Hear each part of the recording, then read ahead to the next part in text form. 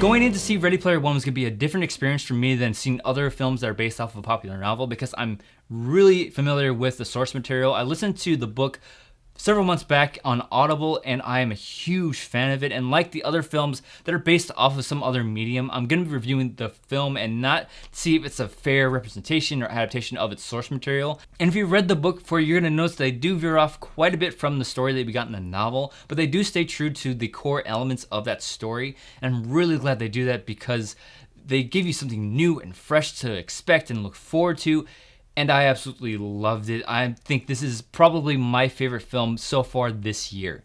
This movie was just so much fun to watch. From start to finish, I had this big smile on my face, and there's so many memorable moments. And a lot of that had to do with the pop culture references that appear throughout the film. Sure, some of them are there just for pure nostalgia purposes, but for the most part, a lot of these Easter eggs and references just fit so well into the narrative. And one big theme that we're seeing with these big blockbuster films nowadays is the use of humor. And for me, all the jokes landed in this movie. The use of humor in this film was just done so well. One of my concerns going into this film was the use of visual effects and how it would affect me going back and forth between reality and the Oasis. Also, if it would create a disconnect between me and the characters.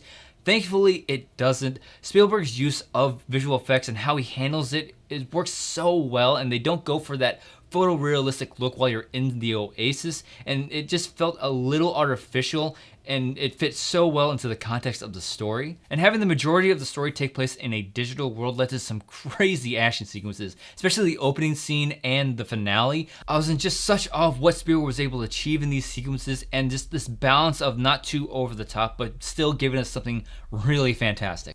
Another one of my concerns going into this film was how they were going to be able to condense such a massive story in a 2.5-hour film. Thankfully, they were able to adapt in a way that really makes it work for the film. And one of the clear strengths for me in this movie was the cast. I mean, Ty Sheridan and Olivia Cooke have some really strong performances, and their chemistry was just off the charts. Ben Mendelsohn was fantastic as Sorrento, though his character does differ a bit from what we got in the novel, but the character that's presented in this movie, he absolutely kills it. But for me, I think it's Mark Rylance as James Halliday that just has the standout performance for me. He steals every single scene that he's in, and it's in these scenes where the more serious undertones of the narrative take place.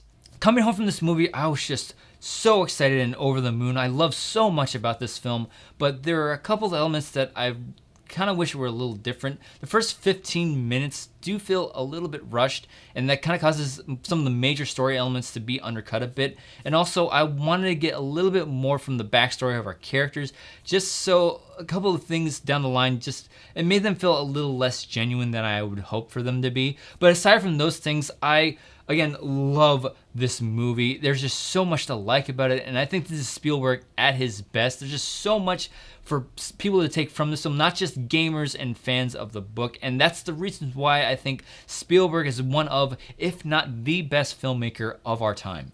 Despite its couple of flaws, I had an absolute blast watching this film. It has elements that I think fans of the book, gamers, or even just average moviegoers can enjoy. This is Spielberg's return to blockbuster filmmaking, and I'm giving Ready Player One 4.5 out of 5 stars.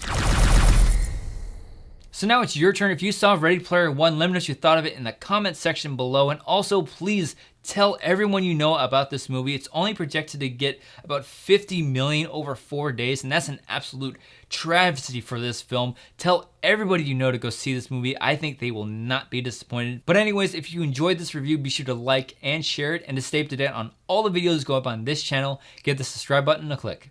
Thanks as always for watching, and I'll see you in the next video.